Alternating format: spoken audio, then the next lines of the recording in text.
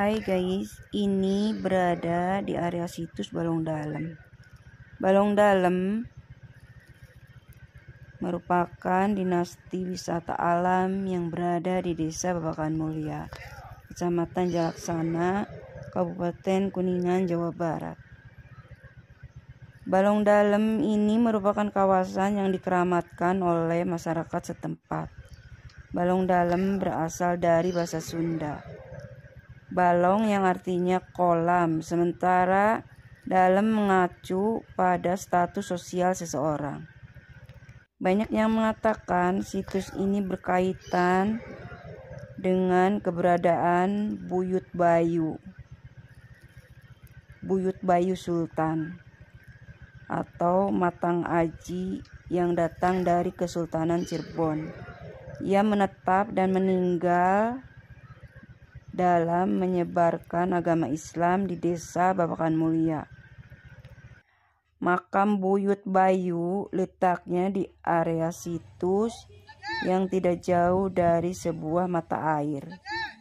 Dan ada juga pengunjung yang berziarah. Mata air di dalam area wisata ini berada di antara batu yang berdampingan. Masyarakat setempat mengenalnya dengan batu kawin.